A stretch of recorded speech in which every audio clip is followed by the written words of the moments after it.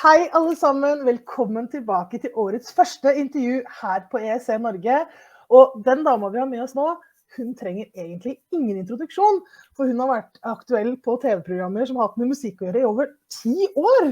Det er Idol, det er The Voice, MGP 2017, Stjernekamp, hun har spilt i Sound of Music, kom tilbake, vant hele sulamitten i MGP 2020, mistet det på grunn av pandemi, gidder ikke prate om det, og så har hun jobbet på etter det også, vet du. Spilt hovedrollen som Sophie i Mamma Mia, vant Maskorama som trollet, rullet rundt i gjørma i Kompani Lauritzen, og nå er hun tilbake i MGP 2023! Velkommen Ulrikke Damsdal! Altså, bare først av alt, når du sier 10 år, jeg begynner å bli gammel! Moden heter det, moden. Det er moden, jeg begynner å bli moden, takk. Altså, for en introduksjon, hallo! Jeg har gjort Wow! litt research her, vet du. Ja da. Oi! Men kjære Ulrikke, hvordan Ja. har du det? Altså, hvordan har jeg det nå? Altså, jeg føler at siden presselanseringen så har jeg vært her oppe. Altså, jeg er så glad, så lykkelig. Det er sånn totalt overtenning døgnet rundt. Jeg føler jeg har sikkert overtenning når jeg sover. Jeg ligger sikkert sånn her. Jeg har gledet meg så sjukt til å komme tilbake hit. Og det er liksom bare... det er sånn, akkurat som du bare gledet deg til liksom, 17. mai og julaften og nyttårsaften og alt og bursdag. Og liksom, så det er helt sånn surrealistisk å være tilbake, og responsen både jeg og Kristoffer har fått på, liksom, på å være tilbake, og hele pakka har vært så sykt fin og varm. Så jeg sier liksom hele tiden at herregud, det her må vi huske å nyte, fordi at det er helt fantastisk. Så jeg har det jæsklig bra! Så godt å høre! Jeg har alltid vondt i smilemusklene nå. Men du, det er en hyggelig vondt å ha, kan vi ikke si det sånn? Det er en veldig bra vondt. Og vi skal selvfølgelig snakke om alt det gøye som skal skje fremover, men før det så må vi liksom skru klokka litt tilbake, for at nå er det 3 år siden du satt her i rampelyset. Du har jo vært innom oss og besøkt litt sånn, for helt borte blir det liksom aldri. Men nå skal fokuset være på deg og ditt liv og det du har drevet med, for vi er litt nysgjerrige, for vi ser det litt annerledes leilighet du sitter i nå. Det har skjedd litt. Kan du oppdatere folk på hva som har skjedd som sist? Altså, pynten er jo med. Det er liksom, det dro jeg med meg fra gamle leiligheten. Det er viktig. Ja. Nei, altså det ramlet jo inn, jeg hadde jo datingforbud under Grand Prix 2020. Og det var tydeligvis veldig lurt. Fordi når det ble opphevet, så ramlet det inn en bergenser i mitt liv. Så det har jo blitt både mann og hund og leilighet og ringer på fingeren og gratulerer! Takk, så nå er det altså, jeg føler jo på en måte at ting har fått litt på plass kanskje da siden sist i livet. Og det er jo veldig, veldig fint. Jeg har jo kastet ut Kristoffer. Så ja, vi bodde jo sammen for sist. Og litt rart, men også fint og perioder i livet og liksom, alt er jo epoke liksom, så man må kose seg med de epokene som er. Så jeg har kost meg glugg, spilt 18 forestillinger med Mamma Mia, og det er jeg glad for. Man har fått en skikkelig stamina og er liksom klar for å blæste Eurovision.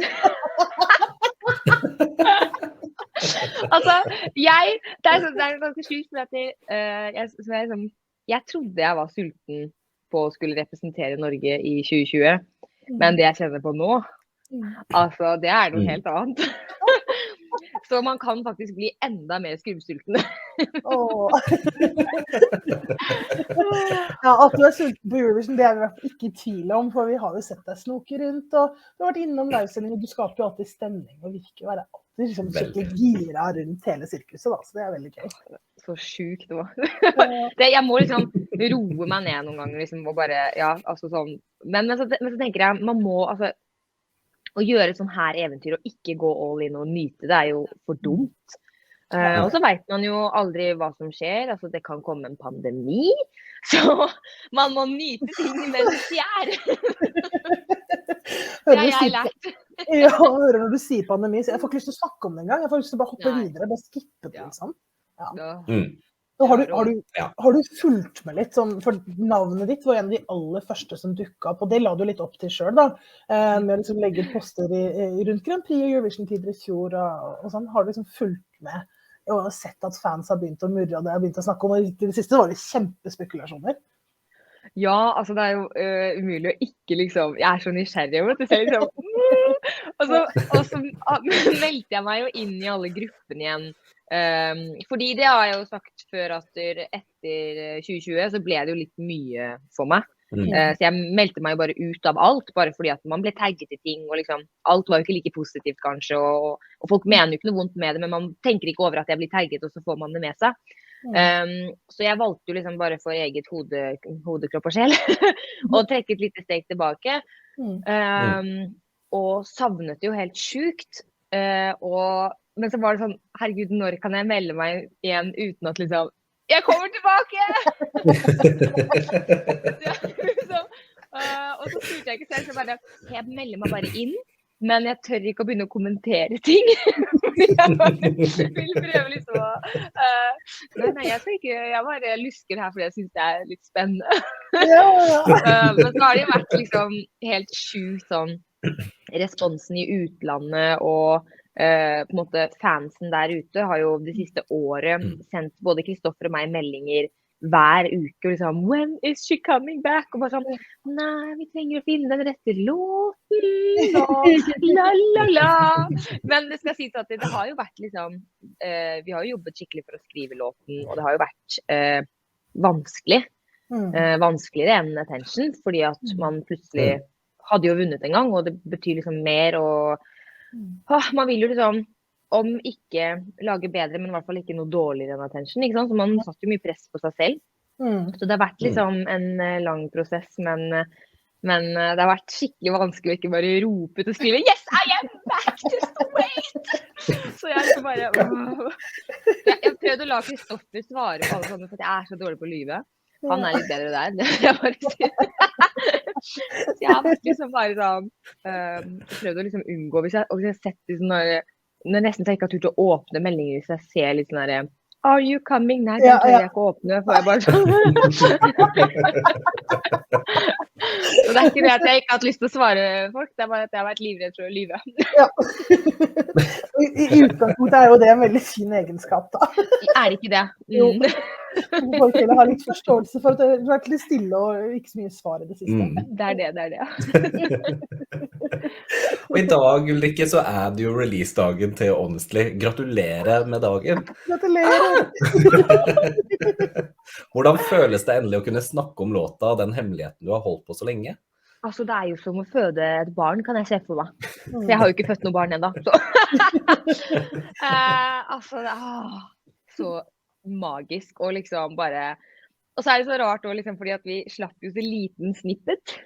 Altså, veldig. Og folk var liksom, hva dette for noe? Why?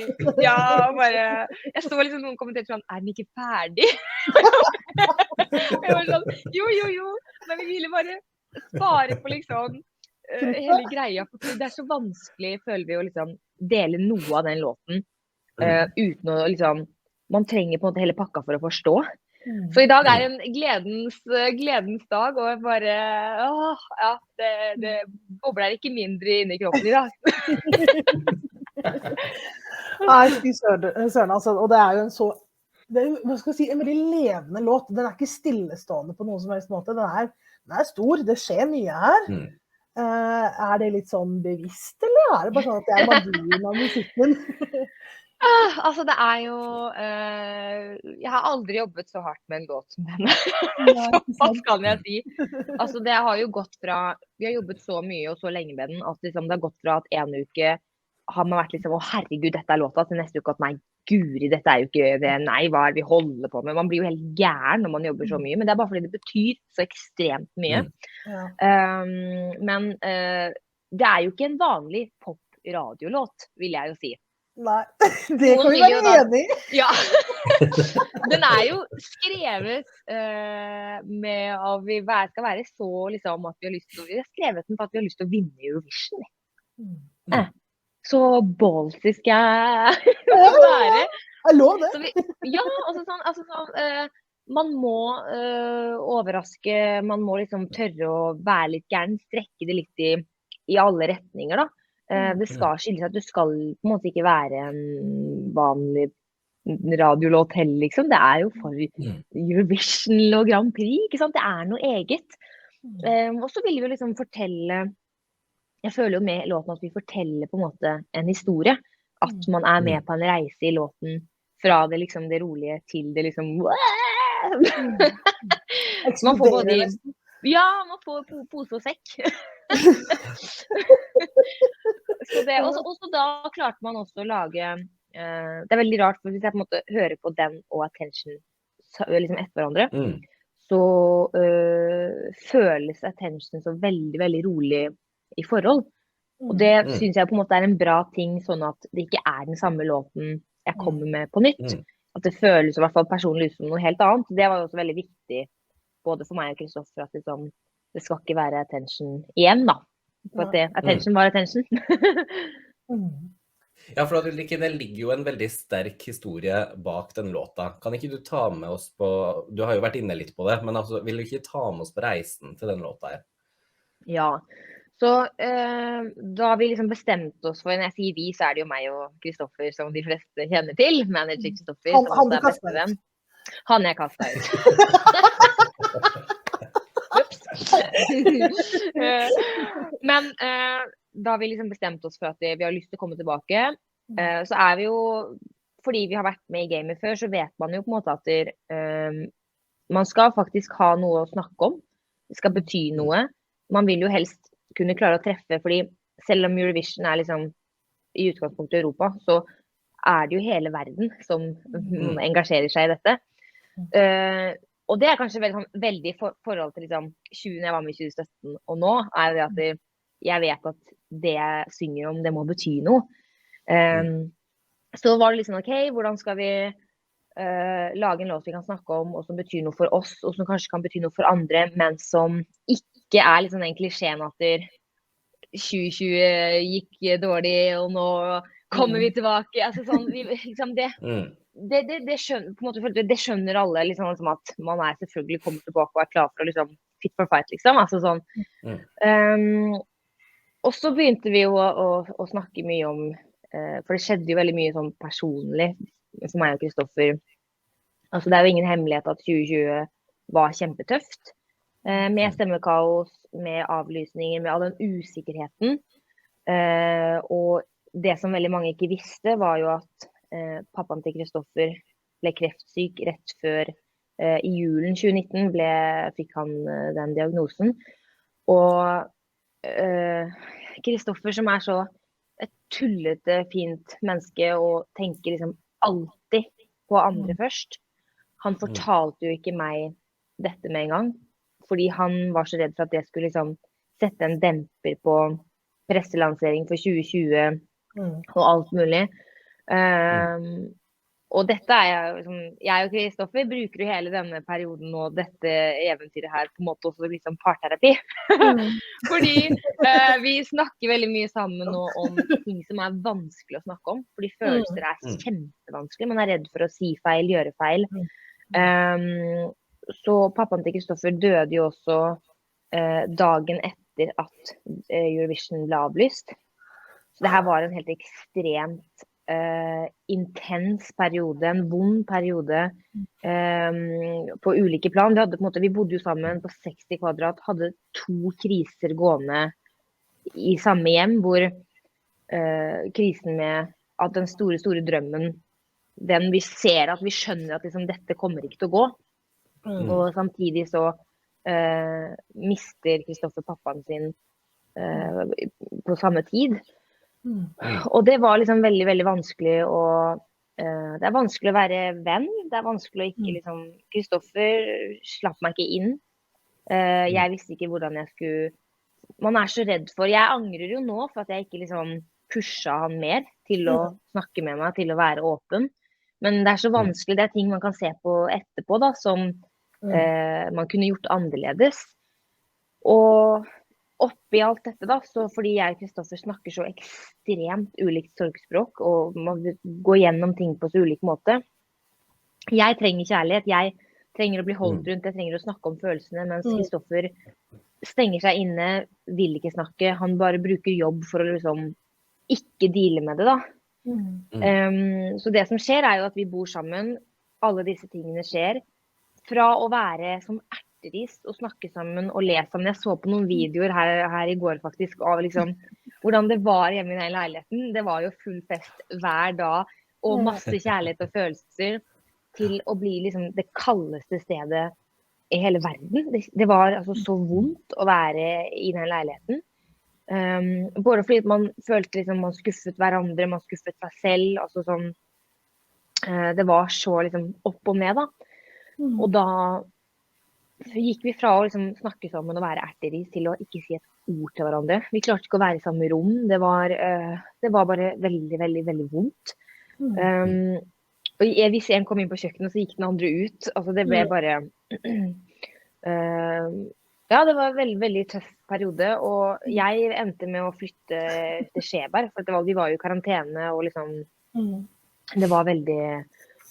ikke sant? Og Kristoffer fikk jo ikke besøke faren sin i starten, fordi vi var i karantene. Så det var bare så...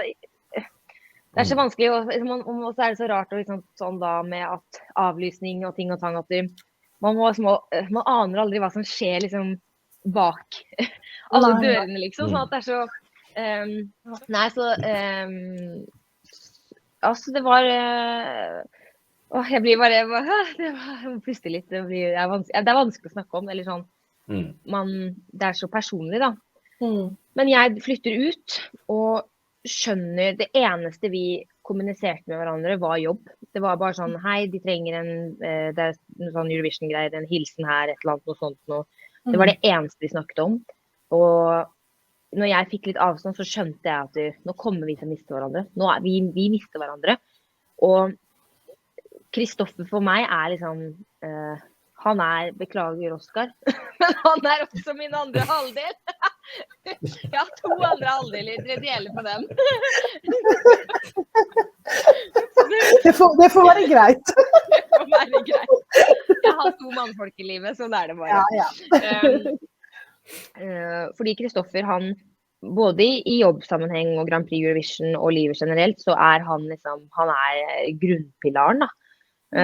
Og det så sykt sånn, når man ser for eksempel på Attention, scenenummer og alt der liksom, lys og kameravinkler og alt, det Kristoffer som sitter og jobber med. Han liksom så ekstremt engasjert og involvert i alt dette. Og så det bare, vi får avstand, og så skjønner jeg, herregud, vi mister hverandre. Nå må vi gjøre noe. Og Kristoffer, han skjønte ikke det der og da, det har han sagt selv, at liksom, han var så sint på verden, sint på liksom alt. Men så traff jeg Oscar, og det var jo ikke bra, fordi da følte Kristoffer at Oscar tok hans plass også, så da ble han jo mer sint. Men de venner nå, de veldig gode venner nå. Så kom det til det punktet hvor liksom, jeg skjønte at vi kan ikke bo sammen lenger, jeg og Kristoffer, for at vi klarer ikke å komme videre i livet, vi klarer ikke å ta noen valg. Så det var det der møtet rundt middagsbordet, hvor jeg hylgriner, og Kristoffer griner, og nå det på tide å flytte ut. Nå det på tide vi må endre noe for å ikke miste hverandre. Og da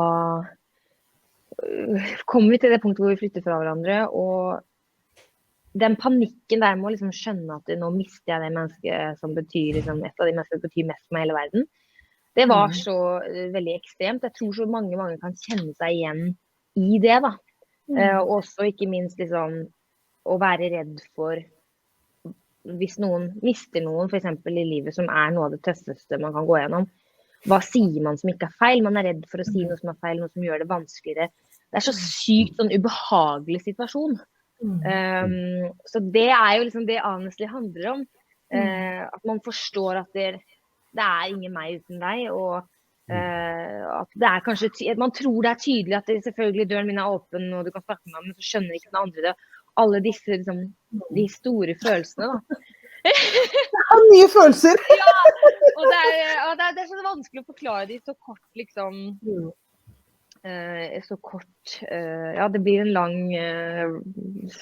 prat, men det bare fordi at det ligger så ekstremt mye følelser bak det, og så håper vi så inderlig, det som Kristoffer sier også, han håper at mange kan se at, liksom, at det går bra til slutt da, fordi jeg veldig stolt av ham for at det ikke så, liksom, det ganske heftig det han har vært igjennom, og han mistet også moren sin når han var 18 år. Og det å liksom ikke gi opp da, når man føler at hele verden går imot deg liksom. Så jeg er veldig, veldig stolt av Kristoffer. Ja, så hvis vi skulle være så heldige å liksom gå med seieren igjen, så det så sjukt, liksom, det begge to, det ikke bare meg, det ikke jeg som vinner, det vi som vinner da.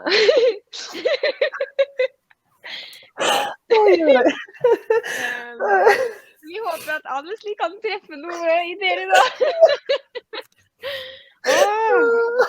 Da kanskje jeg feil målestokk, for jeg blir veldig lettrørt, men det så hyggelig å ha tilbake, men ikke få sitte nok en gang og grine. Ja, så, men oppi all denne liksom, triste historien, så det liksom noe fint da, på en måte der. At det ikke bare standstory her nå. Men det føles jo liksom, hvis vi klarer å nå ut til noen, at en låt kan bety noe for noen, så det liksom en seier i seg selv da.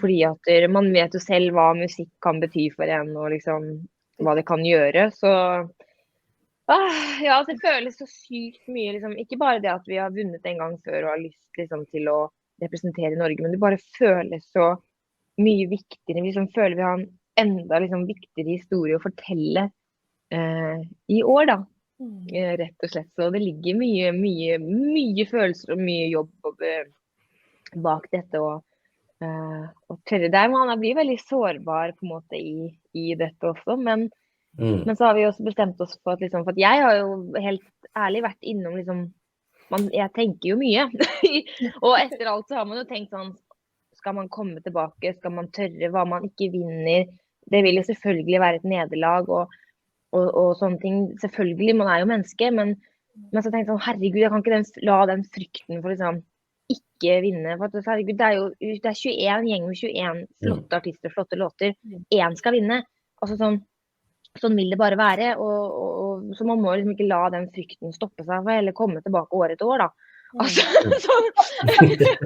og hjertelig velkommen skulle du da være eventuelt, altså. Så både jeg og Kristoffer har jo på en måte jobbet mye med hodene da, sånn for å liksom, for det jo, man legger jo liksom hjerte og sjel ut på et sølvfat, og folk skal synse og mene, og det jo veldig på en måte tøft på en måte, men så det så utrolig magisk og fantastisk også det her, at man kan liksom ikke gå glipp av det fordi man redd. Altså da, man må heller liksom lokke, ja, alle kommer ikke til å like låten, alle kommer ikke til å like meg, altså sånn vil det alltid være. Heller liksom lokke øynene for det, og så heller bare ta imot all den kjærligheten, fordi den så ekstremt fantastisk. Og det som jeg sier til Kristoffer, at vi, om det da på lørdag eller i Trondheim, altså hvis det ikke skal gå veien, så skal du og jeg i hvert fall stå og vite at vi har gjort absolutt alt vi kan, og vi har kost oss på reisen, og så får det bare gå som det går. Og det så sykt viktig, og det har jeg sikkert også lært fra 2020, fordi plutselig så tok alt en vending og diverse, altså man må nyte øyeblikket, fordi liksom, you never know. Nei, sant. Jeg hører at jeg har blitt klokere på de årene, eller? Klokere og mer moden. Nei, men du, altså det her en sterk historie som, nå har ikke jeg mistet noen nærmere på veldig, veldig lenge, men jeg mistet jo hunden min for ikke så lenge siden, og jeg drar den jo dit, altså det. Ja, jeg bare kan ikke nevne en hund med sånn da, ja. Men det jo det vi tenker med låten, at liksom, det bør ikke være et menneske man redd for å miste. Det kan være følelsen av et sted, altså et hjemsted, et fellesskap, noe som på en måte noe av det som identifiserer seg med deg. Altså liksom du identifiserer deg med på en måte. Så det jo det kan tolkes på så mange mulige måter, og det kan også være at liksom, det bør jo ikke være at man har mistet noen, men hva man i den situasjonen med en venn eller et eller annet hvor man ikke skjønner hvordan man skal ta kontakt, at man føler at man skuffer den andre. Det så mange måter man kan finne noe i den, i hvert fall vi føler selv da. Så det blir veldig, det liksom spennende, og jeg synes jeg setter jo veldig pris på de meldingene jeg får, liksom, hvor folk forteller hvordan, sånn som med Attention, da, hvordan jeg fikk jo meldinger sånn her, denne låten jeg skjønte at jeg var i et dårlig forhold, jeg har kommet meg ut, og liksom sånn, sånne meldinger jo så sjukt, liksom, man blir sånn, herregud, takk for at du liksom deler dette med meg, og sånn. Altså det jo helt vilt at musikk kan bringe mennesker sammen på den måten, så det det heftig. Der ser man jo akkurat det, hvor stor kraft den musikken har, altså... Man skal ikke undervurdere musikk. Nei, det virkelig ikke det. Det greit. Ja. Det jo en ekstremt sterk historie bak denne låta som du nettopp nå har fortalt oss om, men så har dere også gjort noen spennende grep her når det kommer til språk. Dere har jo valgt da å ha med en liten del på norsk. Så hvis ikke du har hørt låten og du som ser på, så må du stoppe, og så må du høre på låten, og så... Ja. Gå rett inn på Spotify og høre på den, og så kommer det til. Ja, vil du fortelle oss litt om liksom tankeprosessen rundt akkurat det? Ja, altså vi har jo som sagt skrevet denne låten med tanke på Eurovision, og at vi har lyst til å bare dra seieren hjem. Og så hadde vi på en måte lyst til å... vi jo veldig stolt, altså drømmen jo for å representere Norge. Det jo det som liksom å kunne veive flagget, liksom, og da hadde vi så lyst til å ta med noe i låten som på en måte norsk på en eller annen måte, om altså sånn Keiino med det samiske joiken, ikke sant, at liksom, hva kunne jeg skal på ingen måte prøve å joike, liksom, så det var litt sånn, hva kan føles liksom naturlig for meg, da, hva det rette for meg, og ikke sant? Noen har jo en norrøn type låt, et sound, og så sitter vi og jobber med låten og sånne ting, og så plutselig kommer vi liksom inn på, det hadde vært fett å ha med, det hadde vært fett. Nå har ikke blitt den der ikke. Jeg tror aldri, det hadde vært sykt fett å ha med, liksom. Men det hadde vært veldig fint å ha med en setning, eller et eller annet noe liksom som på norsk. Og så begynte vi liksom å drodle liksom, hva det man sier liksom, i en sånn type, hva det som kan si så mye med få ord i låten, da, hva det vi kan på en måte, og så begynte vi liksom sånn, til evig tid. Ja, til evig tid, det sier så mye, og det noe man bruker ofte i settinger med liksom, kjærlighet og liksom, den evigheten da, liksom. Og vi bare følte at det liksom rappa opp liksom hele historien og alt liksom det med at det deg og meg til evig tid, liksom. Sånn, altså det bare føltes så riktig, og så klarte vi jo liksom å i bridgen honestly, til evig tid I thought it meant forever, så får vi liksom forklart oss hva til evig tid betyr. Det gøy. Så da følte vi oss altså så gruppe. Det burde vært filmet, for da var vi liksom bare sånn. Da var vi veldig, veldig fornøyde med oss selv. Så drømmen til meg og Kristoffer da jo på slutten, så det sånn, til evig tid. Liksom, tenk om hele liksom, salen i Liverpool, tenk om, vi må visualisere dette, og bare tenk om alle der liksom bare kunne sunget med sånn anthem, sånn, til evig tid. Altså, da hadde jeg tisset på meg nesten, tror jeg.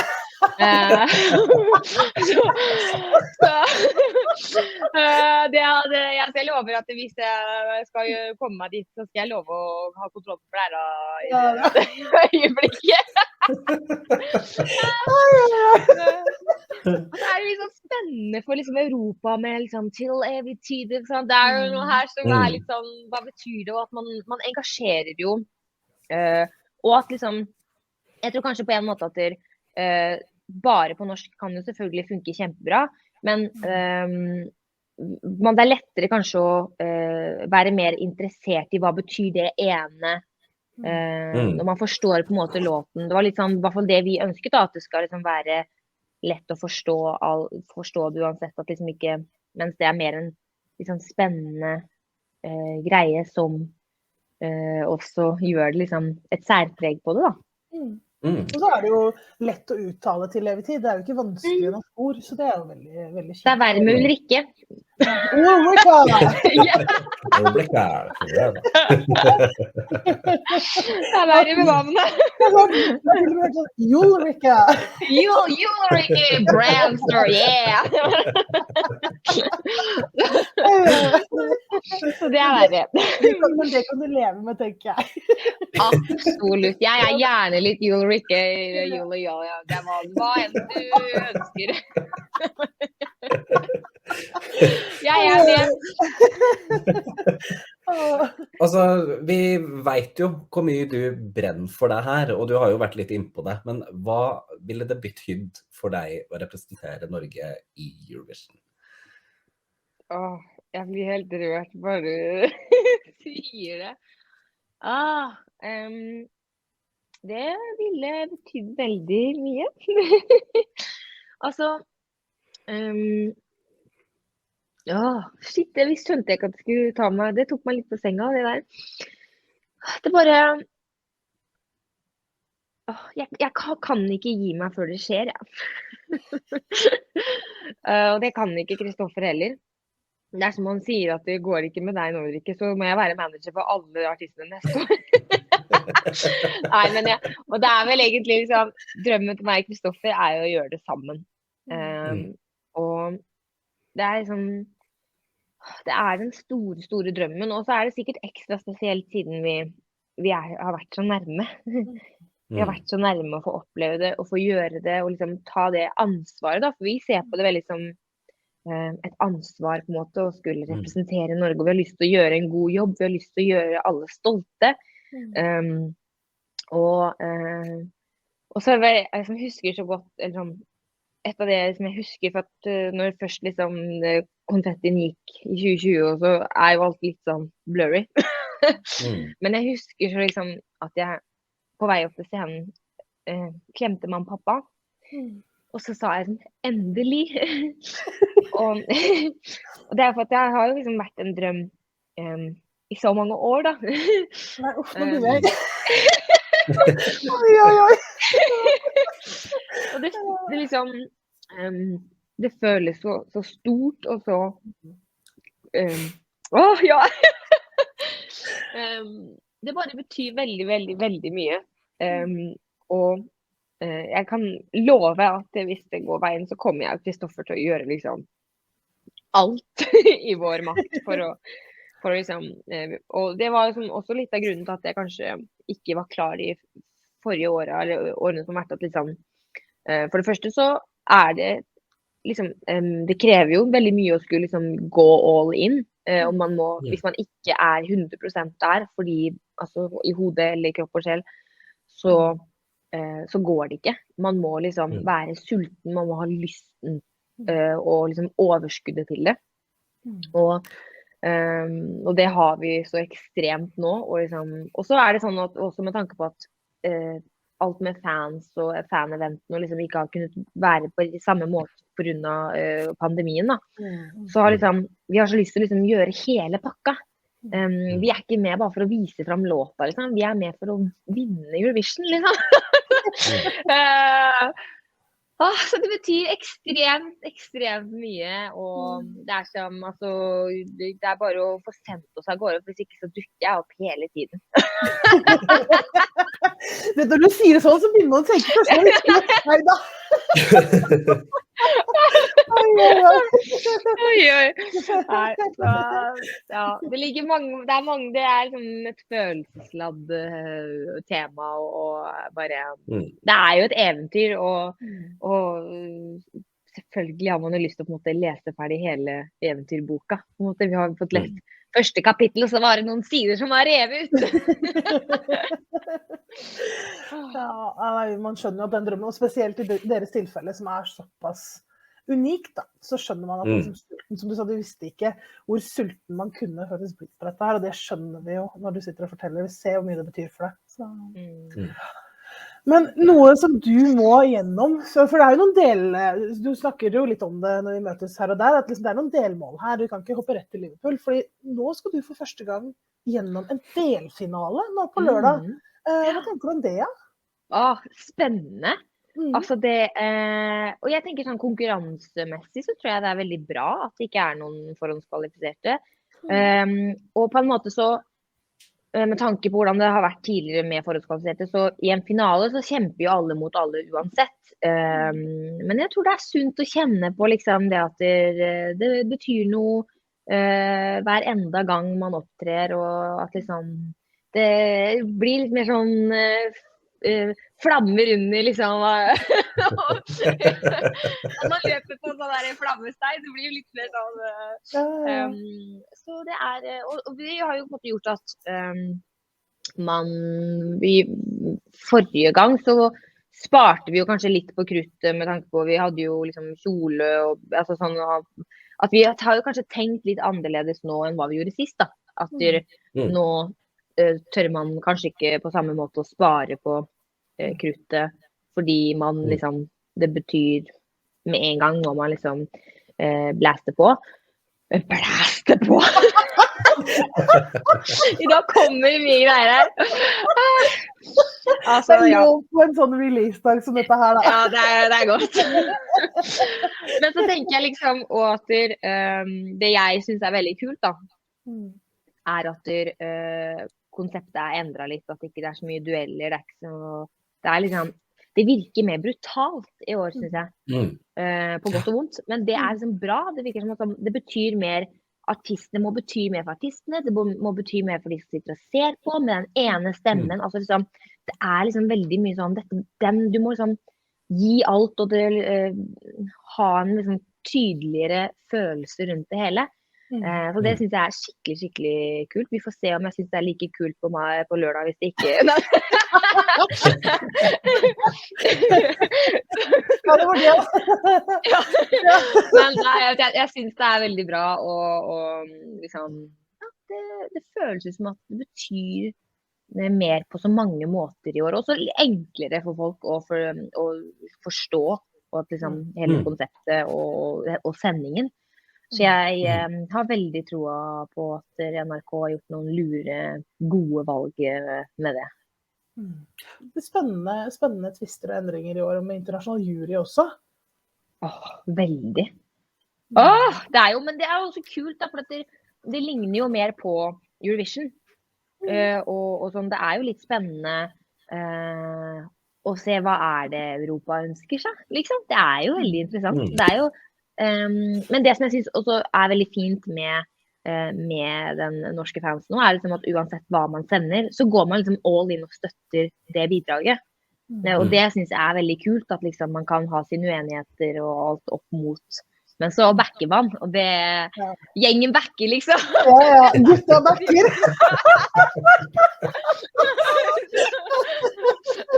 Det liker jeg veldig godt. Men nå er det jo bare 5 dager igjen til lørdagen. Hvordan skal du bruke de siste dagene mot lørdag? Ja, puste med magen. Ja, og så sove masse. Få i meg vitaminene mine. Og nyte. Ikke minst nyte, fordi det er jo helt sykt. Og så skal jeg fokusere, fordi det betyr mye, og man skal levere på de 3 minuttene. Så fokus. Skal ikke på byen denne uka her, jeg, for å si sånn. Ikke at jeg har vært det på lenge heller, så. man prioriterer, altså dette betyr ting, så her er det bare å ha fokus og ja, det er som, altså, så lenge jeg vet at jeg har gjort så godt jeg kan, så får jeg ikke gjort mer. Og da er det liksom greit. Men det er kjipt å stå der og tenke at nei, jeg burde, det er ikke bra.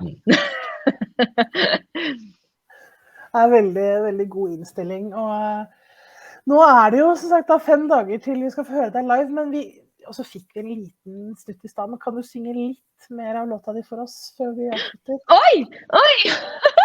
I never knew what you needed. The pain in your eyes, it was there all the time, couldn't see. Da sier vi tusen takk for nå. Det var kjempehyggelig å ha deg her hos oss. Vent! Oi! Nei.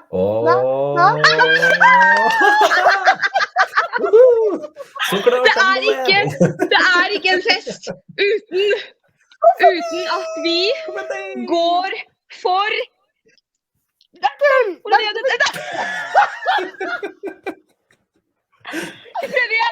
Vi går for